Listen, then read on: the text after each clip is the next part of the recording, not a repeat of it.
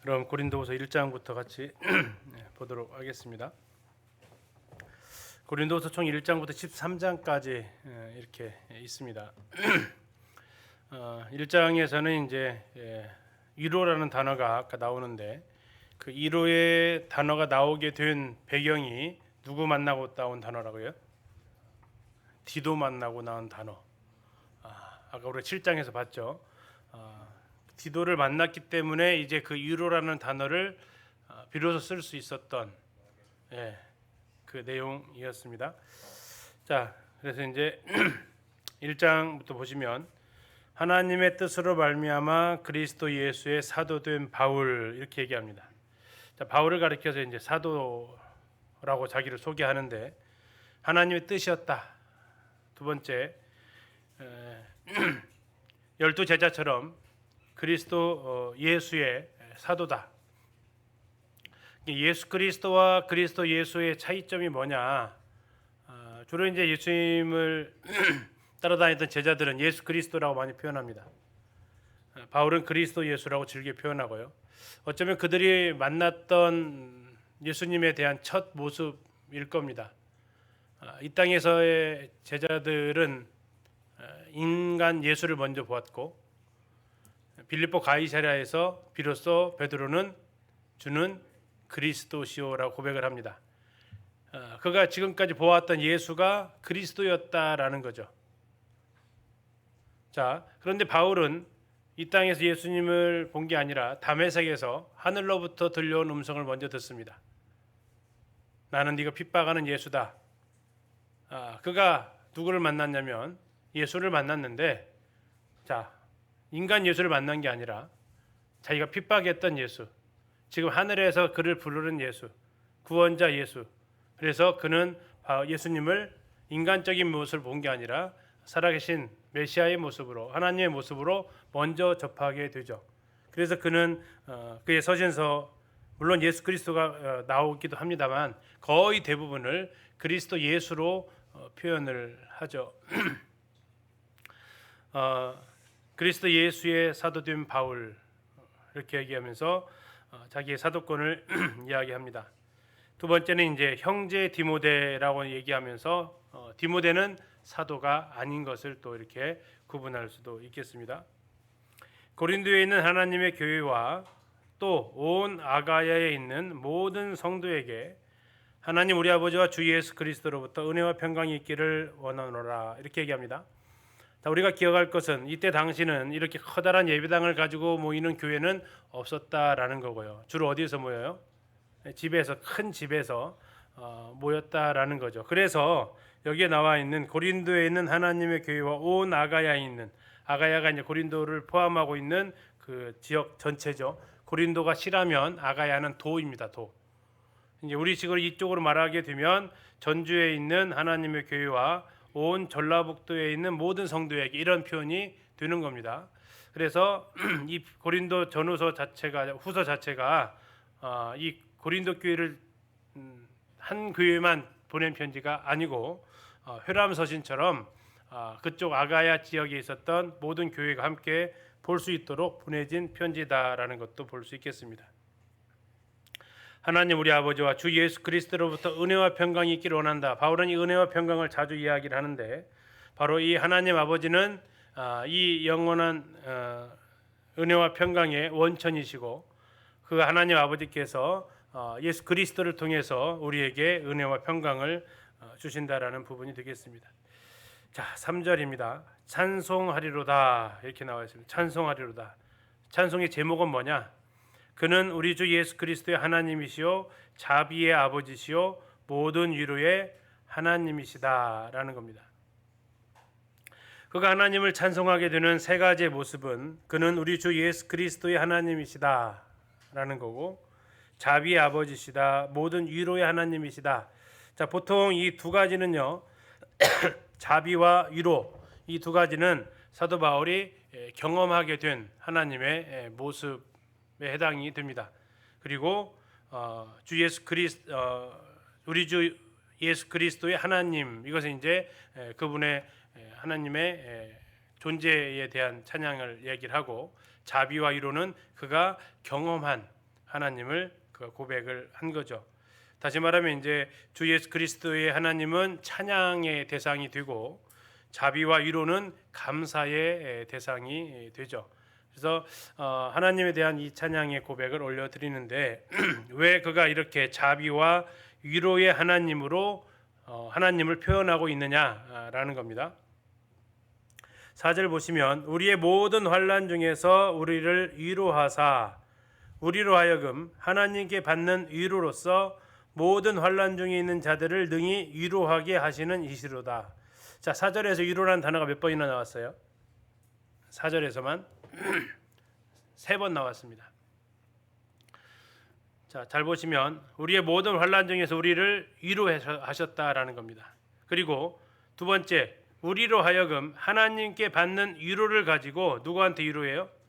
모든 환난 중에 있는 자들을 위로하게 하신다라는 거죠. 자, 하나님 원천이고 그 하나님이 우리를 위로하셔서 그 위로를 받은 나는 누구를 위로할 수 있어요? 네, 환난 중에 있는 사람들을 위로할 수 있다라는 거죠. 이 고린도후서는 1장 3절이 위로에서 시작을 합니다. 그리고 마지막 절이 13장 11절도 위로로 끝납니다. 마지막으로 말하노니 형제들아 기뻐하라 온전하게 되며 위로를 받으며. 그래서 바울이 디도를 만난 걸 통해서 하나님의 많은 위로를 느꼈다라는 걸 알 수가 있습니다. 그가 이렇게 위로를 얘기하는데 그는 하나님께 먼저 위로를 받았습니다. 왜 받을 수 있었느냐? 바로 그분이 위로의 하나님이시기 때문에.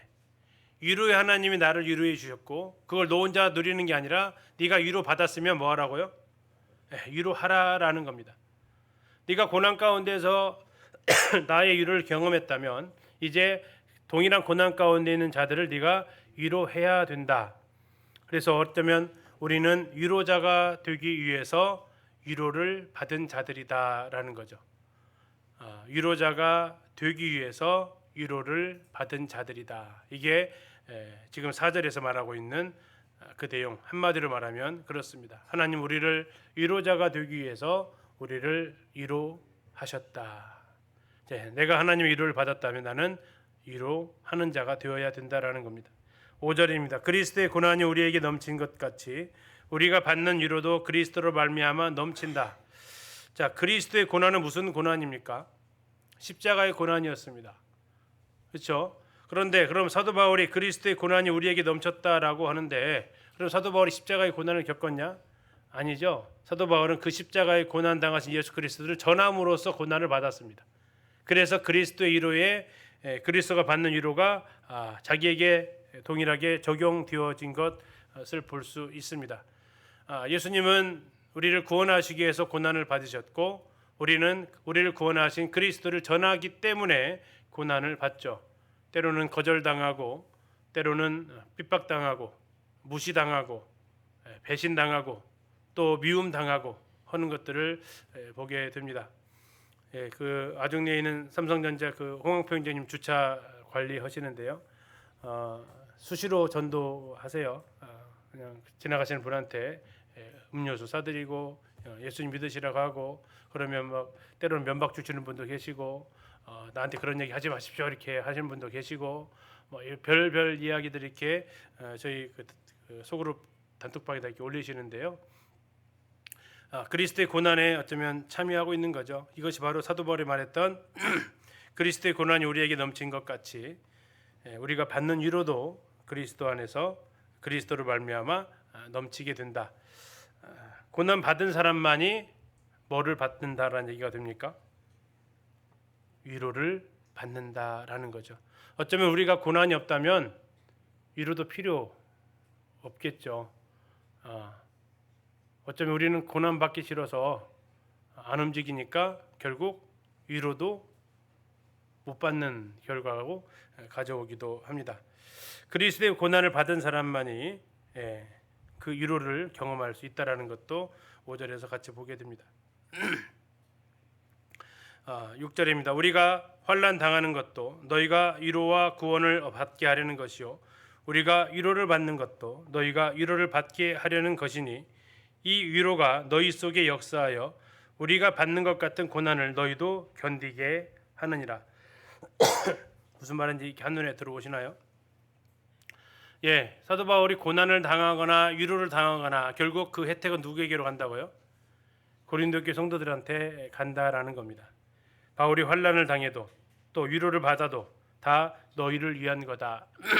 바울의 그 마음을 여기서 볼 수 있죠. 자, 너희가 위로와 구원을 받게 하는다. 여기서 구원은 무슨 구원일까요? 지옥에서 건진받는 그 구원이 아니겠죠. 어려운 환경 가운데에서 이제 이겨낼 수 있는 그 구원을 이야기하고 있습니다. 극도의 시련을 경험해 본 자만이 동일한 환경에 처한 사람들에게 적절한 말을 해줄 수 있기 때문에 사도 바울이 위로를 받아보니까 누구를 위로할 수 있었다고요?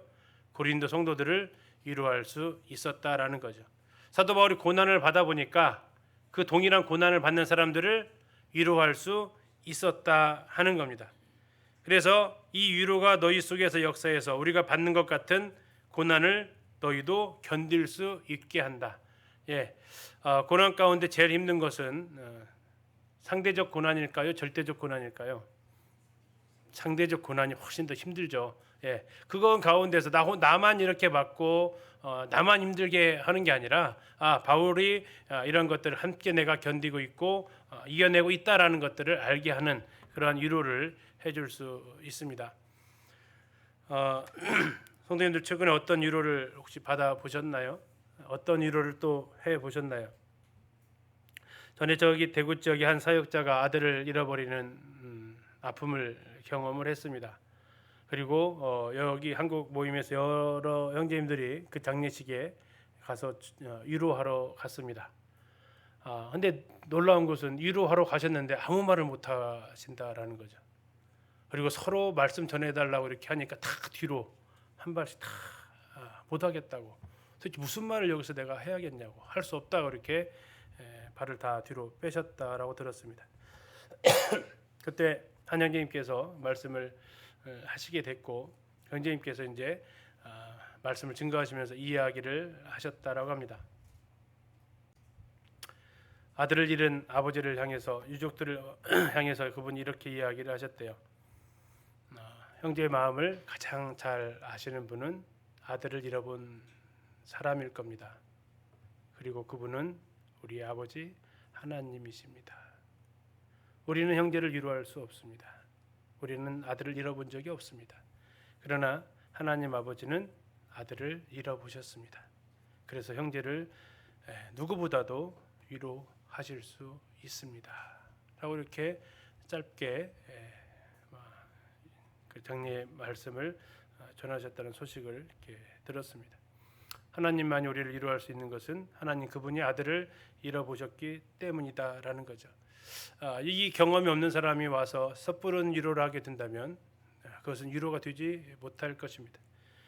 제가 가끔 우스갯소리로 얘기를 하지만 저는 군대 가는 형제들을 위로하지 못합니다. 아무 말을 해도 오히려 위로가 안 될 겁니다. 그 이유는 제가 군대를 안 갔기 때문에 그렇죠. 이번에도 손영수 형제님 보니까 대학병원에 2개월 입원했다고 하던데 간증 들으면서 주의자님이 떠오르더라고요. 누가 더 오래 입원하는지 모르겠지만 아마도 그 이내자매 위로할 사람은 저희 자매는 가서 위로 못할 겁니다. 아이 낳느니라고 입원해 본 적이 없으니까. 우리 선생님 기억나시는가 모르겠습니다. 주일날 아마도 민영이 날 때 같은데 형제님 쪽지를 제가 드렸어요. 형제님 저희 산부인과 갑니다. 그리고 형제님이 이제 올라오서 그때 사회를 보셨는데 읽으셨어요. 아이 낳으러 갔답니다. 기도해 주세요. 그리고 말씀 끝나고 올라오셔서 아이 낳답니다. 이렇게 기억 안 나시죠? 이러기 때문에 그 어렵게 그 아이를 낳는 분들의 마음을 위로할 수가 없어요. 그래서 우리가 아까도 얘기했지만 하나님 우리로 위로하게 하시기 위해서 우리에게 위로를 주신다라는 거죠. 내가 특별히 더 어려움을 당하고 있다면 어쩌면 내가 받는 이 어려움 가운데 주님이 나를 먼저 위로해 주실 거고, 주님이 나를 위로해 주지 못했는데 내가 누구를 또 위로해 줄 수 있겠어요? 그 받은 위로로 우리도 위로할 수 있다라는 거죠. 7절에 너희를 위한 우리의 소망이 견고함은 너희가 고난에 참여한 자 된 것 같이 위로에도 그러할 줄 압니다. 지금 고난 가운데 있느냐? 너희는 반드시 뭘 받을 거라고요? 위로를 받을 거라는 겁니다. 예, 그가 사도 바울이 이렇게 소망 가운데 말할 수 있다라는 거죠. 3절에서 7절까지를 현대어 성경에서 참 우리가 이해하기 쉽게 번역을 해서 한번 읽어드리겠습니다. 참 아름다운 말씀입니다. 3절에서 7절입니다. 우리의 하나님은 얼마나 위대한 분이신지요. 그분은 우리 주 예수 그리스도의 아버지이시며 모든 자비의 근원이십니다. 그분은 우리가 고통과 환난을 당할 때 말로 다할 수 없는 위로와 격려를 주십니다. 왜 그렇게 하시겠습니까? 그것은 다른 사람이 어려운 처지에 놓여 동정과 격려를 구할 때 하나님께서 우리에게 베풀어 주신 것처럼 우리도 도움과 위로를 그들에게 베풀 수 있도록 하시려는 것입니다. 여러분은 우리가 그리스도를 통해서 고난을 당하면 당할수록 그리스도께 받는 위로와 격려도 더 풍성하다는 것을 알 것입니다. 우리가 큰 환난을 당하는 것도 여러분이 하나님의 위로와 구원을 받게 하려는 것이며 또 지금 환난을 당하고 있는 우리를 하나님께서 위로해 주시는 것도 역시 여러분을 돕기 위한 것입니다. 다시 말하면 여러분이 우리와 같은 환난을 당할 때 하나님이 우리에게 베풀어 주신 위로가 얼마나 풍성한 것인가를 기억하게 하심으로써 여러분에게 환난을 견디어 나갈 힘을 주시려는 것입니다. 가끔 생각을 해봅니다. 왜 하나님은 이렇게 고난을 겪게 하시고 위로를 주실까? 고난을 아예 안 주시면 어떨까? 그래서 주일학교 상상다운 상상을 해봤던 것이 뭐였냐면 다니엘의 새 친구의 풀무불이었습니다. 하나님 참, 그때 표현입니다. 하나님 참 독특하시다. 그 많은 능력으로 불 확 꺼버리지. 하나님의 존재를 드러내려면 그 바벨론 사람들 보는 앞에서 그 비도 안 내리는 그곳에 하나님이 집중하고 내려가지고 불 확 꺼버리면 되지. 왜 그 끌 생각은 안 하시고 꼭 들어갈 때까지 놔뒀다가 왜 또 거기를 또 함께 들어가셔 또. 참 독특하시다. 독특하시다. 왜 그러실까? 사망의 음침한 골짜기를 아예 없애버리면 되지. 거기를 꼭 지나가게 하실까? 그러면서 또 내가 함께 갈게라고 하신다. 참 왜 그러실까 하는 생각을 안 해보셨나요? 저는 해봤거든요. 왜 그러실까? 그러면서 생각되셨던 것이 그거였습니다. 오늘 예배당 오실 때 혹시 교통사고 위험을 겪으셨나요? 사고 날 뻔하셨냐고요? 안 하셨어요? 오셔서 감사하셨어요? 안전하게 도착하게 해주셔서 감사합니다고. 근데 그게 아니라 갑자기 튀어나온 사람한테 브레이크를 확 밟아봤더니 정말 10cm, 정말 딱 10cm 안 받았어. 그렇게 하고 나서 주차하고 예배당 딱 들어오시면 무슨 감사가 나올까요? 하나님 지켜주셔서 감사합니다. 왜 그럴까요? 왜 우리는 평소에 아무 일 없으면 감사가 안 나올까요? 이게 이제 어쩌면 주님이 그래 너희는 푸른 풀과 쉴만한 물가에서는 잘 감사가 안 되지. 그래 사망이 음침한 골짜기는 가야 네가 나 찾지 하는 주님이 골탕 좀 먹어봐라는 게 아니라 내가 옆에 있다라는 거 알려주고 싶은데 일상생활 가운데서는 너는 나를 그냥 내가 늘 보여주니까 사전은 예방해 주니까 잘 모르더라 하는 것은 아닐까. 바울도 마찬가지죠.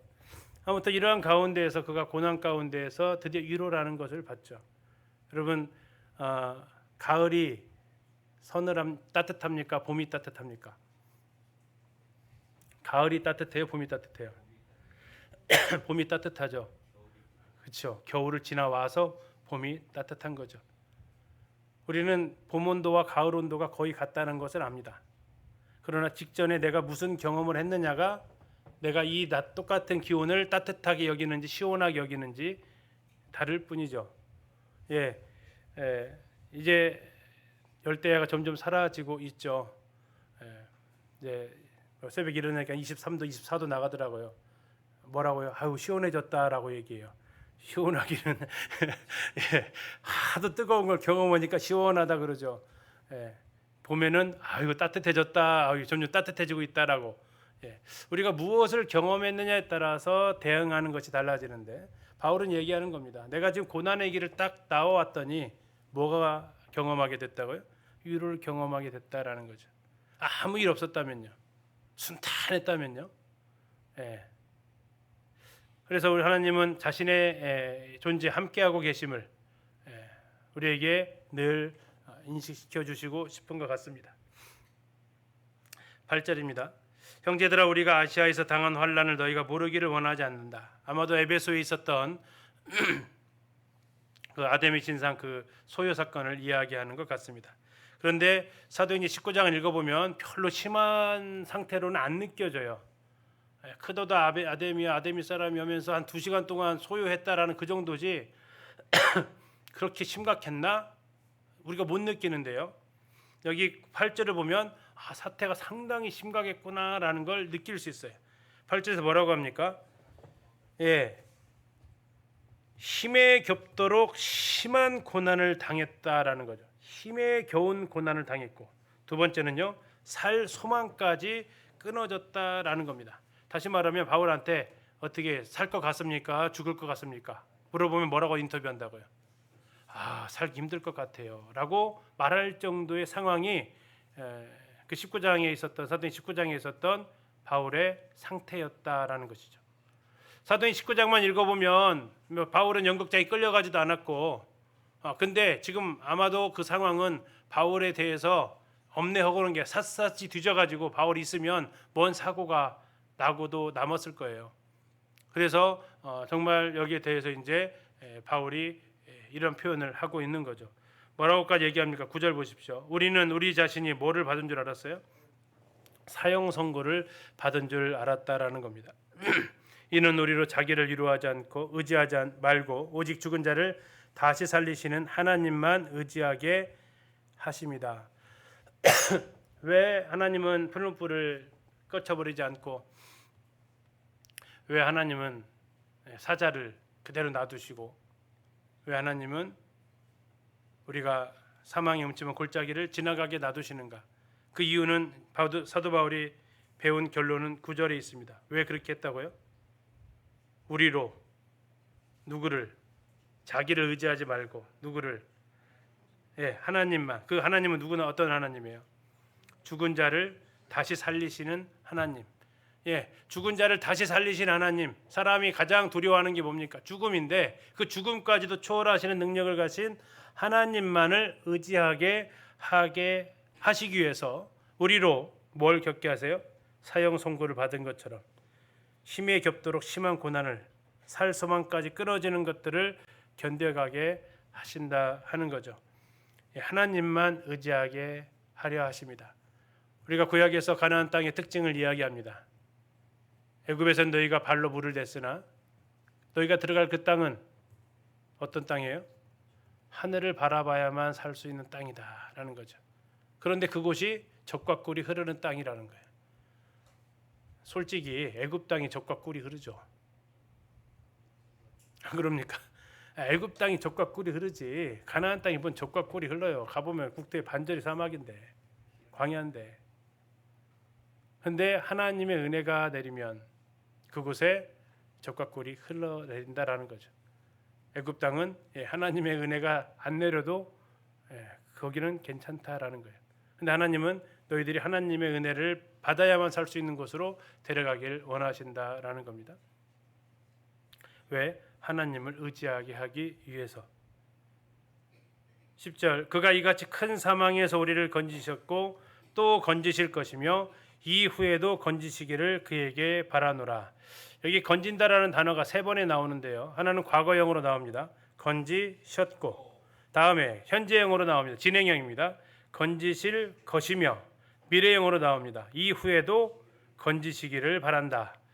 자, 이제 이 상황을 문자적으로 해석을 하게 되면 큰 사망이 무슨 사망인 것 같으세요? 10절에 있는 큰 사망. 사도 바울이 겪었던 환난입니다. 환난. 근데 이 말씀을 이용해서 이렇게 하시는 분이 계셔서 써놨어요. 뭐라고요? 여기 건지셨고는 우리가 구원받은 거다. 그래서 우리가 의롭게 된 거다.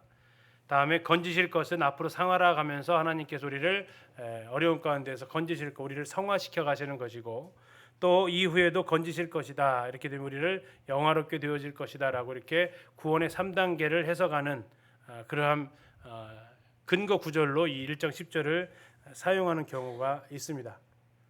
그런데 우리가 방금 쭉 7절부터 10절까지 쭉 우리가 그냥 문자적으로 쭉 해석해서 가면 10절에 나와 있는 이 큰 사망은 우리 영혼의 사망이 아니고 육체적인 사망이었다라는 걸 우리가 알 수 있다라는 거죠. 그래서 여기서 말하고 있는 건지셨고 건지시기를 건지신다. 무엇을 건지는 거지? 뭘 건지는 거예요? 우리 영혼을 건지는 게 아니라 우리 살아있는 목숨을 건지신다라는 거죠. 근데 이걸 영위하게 되면 우리의 영혼을 구원하셨고 성화시키시고 의롭게 영화롭게 하신다라는 것을 이렇게 갈 수 있는데, 이것은 본문에서 말하고 있는 것과는 거리가 있다라는 거죠.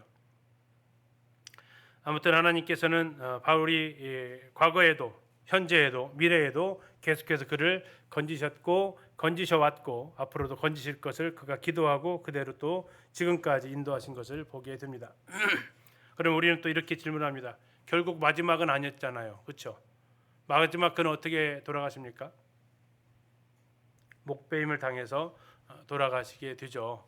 목배임을 당해서 사람 어쨌든 한 번은 죽임에 놓일 수밖에 없는 거고, 때로 우리는 죽는 방법에 대해서 굉장히 관심을 또 가지게 됩니다. 웰 다잉이라고 하더라고요. 잘 죽는 거. 어떻게 죽는 게 잘 죽는 거라고 혹시 들어보셨어요? 첫째, 많이 아프지 않기, 오랫동안 입원하지 않기, 짧은 시간 동안에 누워 있다 가기. 짧은 시간 물어봤더니 약 한 일주일, 길면 한 달. 자손들 힘들게 하지 않고 그렇게 평안히 가기. 더 플러스 웃으면서 눈 감기. 이게 웰 다잉이래요. 여기에 맞춰 보면 사도 바울은 완전히 잘못 돌아가신 거죠. 그죠? 이 사도 바울처럼 정말 험하게 죽는 사람이 별로 없죠. 베드로는 어떻습니까? 이제 죽음의 방법이 자꾸 우리가 고민하게 되면 베드로가 할 말이 없어요. 바울도 할 말이 없고요. 야, 나는 진짜 망했다. 야, 이런 얘기밖에 안 하실 거예요. 근데 죽는 이유가 뭐고 왜 죽었고 어떻게 살았냐라는 것을 우리가 더 생각해 볼 필요가 있겠죠. 하나님께서 결국은 우리를 데려가실 겁니다. 뭐 여기서 이후에도 건지신다고 하니까 지금까지 살아 있어야 되냐? 그건 아니잖아요. 그래서 하나님께서 그에게 은혜를 베푸신 것을 볼 수 있고요. 11절입니다. 너희도 우리를 위하여 간구함으로 도와라. 왜? 이는 우리가 많은 사람의 기도로 얻은 은사로 말미암아 많은 사람이 우리를 위하여 감사하게 하려 함이다. 사도 바울이 부탁을 합니다. 우리를 위해서 좀 뭐 하라고요? 간구함으로 도우라. 뭘 간구하라는 걸까요? 그 흐름을 쭉 보시니까 육체적 환난 가운데에서 우리가 주님만 의지하는 거, 나 자기를 의뢰하지 않고 하나님만 의지하면서 이 고난을 통해서 위로받을 수 있도록 기도해 달라라는 거죠. 근데 이제 우리는 가끔씩 기도를 더 세게 해주세요. 어떻게 하세요? 고난을 이겨달라고 기도를 보통 안 하시고 고난을 없애주세요라고 기도를 해요. 그렇죠? 내 기도가 과연 성경적인가? 뭐 주일날 하재경제님이 이제 죽음 앞에서의 그 모습을 잠깐 이야기하시기도 했잖아요. 그 좋은 천국이라고 하면서 진짜 안 가려고 한다. 근데 나도 그 입장 되면 어떨지 모르겠다. 뭐 솔직한 모습이죠. 근데 우리는 어쨌든 그분들 죽음 앞에서의 모습들을 보면서 어떻게 이야기합니까? 네, 그거 가운데서 하나님 바라보고 하는 게 아니라 그거 자체를 아예 제거해 달라고 기도를 많이 하더라라는 거죠. 그것이 또 어쩌면 내가 원하는 기도의 내용일 수도 있어요. 누군가 나를 위해서 기도해 주려고 할 때 그렇게 기도하기를 바라기 때문에 어쩌면 우리가 그렇게 기도하고 있지 않을까 생각도 해봅니다. 그러나 바울은 부탁을 합니다. 없애달라고 하지 않아요. 고난을 제거해달라고, 고난이 없게 해달라고 말하지 않고 고난 가운데서 하나님만 의지하게 해달라고, 고난 가운데서 위로를 달라고, 그래야 내가 고난받는 사람도 위로할 수 있지 않겠냐고. 그것이 어쩌면 사도 바울이 주님께 받은 그 마음이 아닌가 싶습니다. 자, 11절까지는 크게 어려운 부분이 없습니다. 이제 12절부터가 본격적으로 시작이 되는데요. 우리 가지고 계신 핸드북을 그 한쪽 옆으로 넘기셔서 155쪽이 아닌 156쪽을 먼저 보고 그 순서를 좀 바꿔서 진행을 하겠습니다. 156쪽에 보시면 이제 총 슬라이드 3개를 거쳐서 고린도서 1장 12절부터 7장 4절까지를 어떻게 이해할 수 있을까 한 고민의 이제 흔적입니다. 뭐 굉장히 이 부분에 대해서 어떻게 이걸 논리적으로 설명할 수 있을까 하는 과정 가운데에서 사도 바울의 내적 고백이 아닐까 하는 생각. 그러면서 사도 바울이 자기를 공격했던 사람들 또 그 고린도 성도들에 대해서 그들이 바울에게 던졌던 그 수많은 의문들 또 도전들 그런 것들이 생각나면서 거기에 대해서 내가 뭐라고 지금 변명 아니면 해명 아니면 설명 이것을 해야 되는 그런 모습이다 생각하고 이렇게 구성을 해봤어요. 그래서 그냥 말도 그냥 서술형으로 썼어요. 그냥 제대로 쓰려면 왜 계획을 변경해서 방문하지 않으셨습니까? 뭐 이렇게 해야 되는데 그냥 좀 실감나게 바울이 질문을 도전을 받는다는 식으로 왜 계획 변경해서 방문하지 않았냐고? 너에게 아픔을 주지 않으려고 그런 거야. 내가 가서 용서하려고 했던 형제 있는데 그 형제가 회개했다고 하더라. 그 형제 아마 많이 아팠을 거야. 이제는 용서해줘. 이제는 회복시켜줘. 내가 직접 가서 하려고 했지만 또 그 과정 가운데서 또 문제 벌어지면 또 어려움이 있을 것 같아서 계획을 변경하게 된 거야. 두 번째, 그러면 왜 드로아에서 배 타고 고린도로 오는 게 아니라 왜 마게도냐로 간다고? 근데 그렇게 갈 수밖에 없었는데 왜 그렇게 갔냐고? 그건 디도 못 만났기 때문이지. 드로아에서 복음의 문이 활짝 열렸었지만 나는 디도를 못 만나서 마게도냐로 갈 수밖에 없었어. 디도를 향한 걱정이 있고 너희를 향한 걱정, 궁금해서 이 소식을 듣지 않으면 나는 도저히 복음을 전할 수가 없었다는 거지. 반문하죠. 아니 사도 바울 당신은 복음 전하는 것이 사명이라고 하지 않았습니까? 아니 복음 전하는 것이 사명인 사람이 복음 문이 열렸는데 그냥 가요? 그게 맞습니까? 그렇지, 나는 복음 전하는 게 사명 맞지. 그런데 감사하게도 주님이 나를 개선행렬에 참가시켜 주셨어. 이 2장 14절에 보면 향기가 나와요. 향기. 이건 이제 문화적 배경인데요. 그 로마의 그 장군들이 전쟁에 나가서 승리하고 돌아오잖아요. 그러면 그들은 모든 군사들을 그 로마 안으로 데려올 수는 없었습니다. 군사들을 다 군사 해산을 시켜야 들어올 수 있었어요. 대신 누구를 데려오냐면 거기에서 포로들, 또 누구를 데려오냐면 거기에서 얻은 노획물들, 그것이 이 행진할 수 있는 로마로까지 쭉 가는 길에 행진을 열어줘요. 퍼레이드처럼. 그래서 그 사람이 전쟁에서 영웅이다라는 걸 드러내는데 그때 이제 온갖 그 향기들을 내뿜어서 멀리서도 이 사람들이 오고 있다는 것을 알게 해주는 그런 문화가 있었다라는 거죠. 그래서 주님이 복음 전하는 것이 내가 만약에 내가 이걸 도망치고 내가 이걸 회피했다라면 주님 어떻게 나를 그런 개선 행렬에 참선하게 해주겠냐? 나를 거기에서 완전히 비겁한 자로 쫓아버렸겠지. 내가 비록 드로아에서 복음 전하는 문이 열렸지만 그것을 내가 놔두고 드로아에서 마게도냐를 갔다 하더라도 이거 주님이 나를 용납하셨다. 네 번째 질문. 당신은 무슨 자격으로 그럼 이 일을 한 겁니까? 내가 무슨 자격이 있냐고? 하나님이 나를 부르셨기 때문에 자격이 있지. 그리고 너희들이 구원받았고 교회가 세워진 거 이게 그 열매고. 하나님이 어떤 일로 당신을 부르셨습니까? 하나님이 구약의 그런 옛 언약이 아니고 하나님께서 이제 아들로 말미암아 세우신 새 언약의 일꾼으로 나를 부르셨어.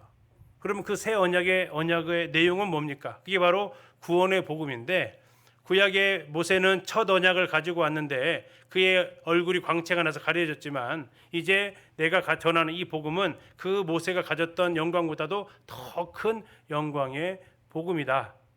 그러면 그 복음의 내용이 뭡니까?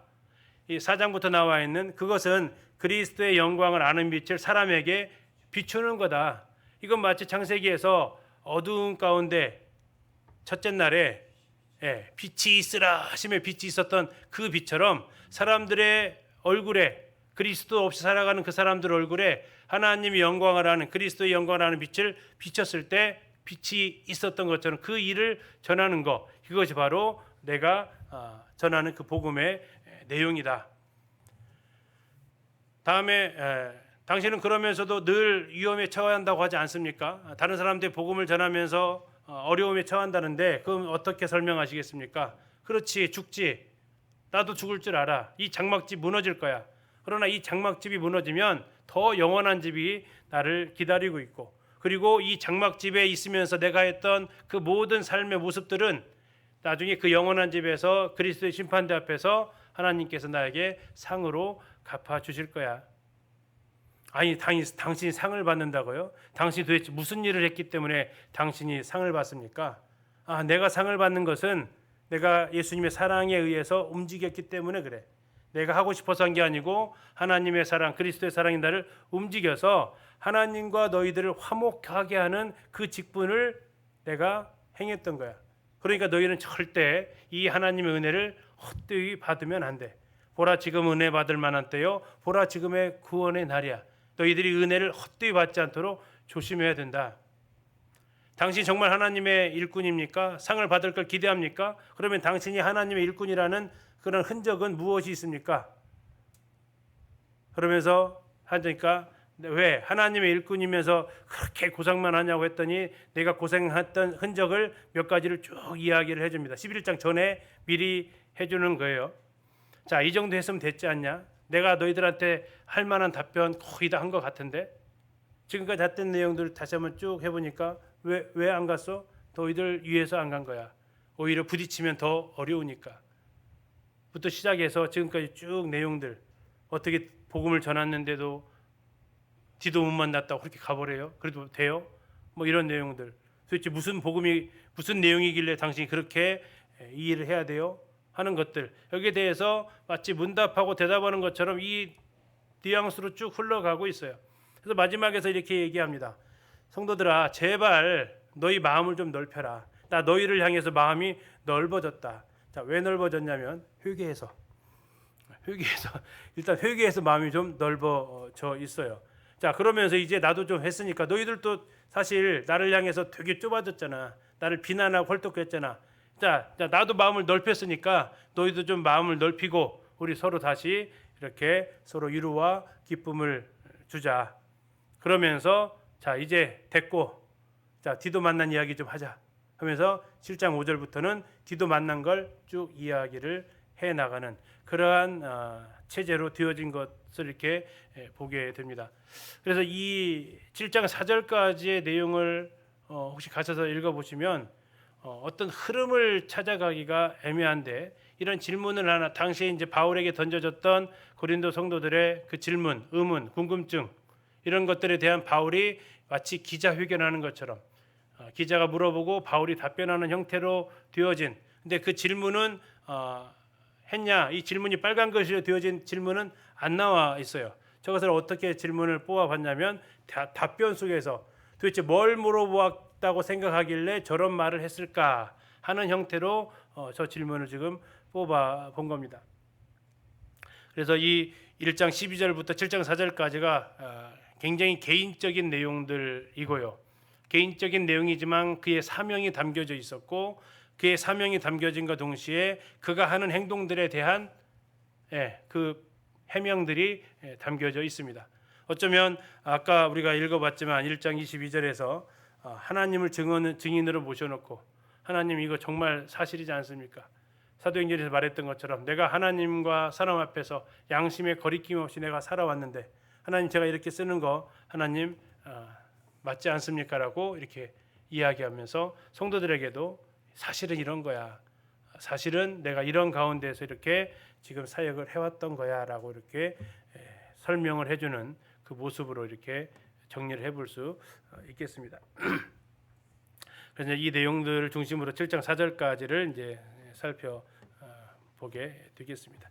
자, 시간이 좀 애매해서요. 오늘 여기까지 하고 12절부터는 다음 주에 살펴보도록 하겠습니다. 예.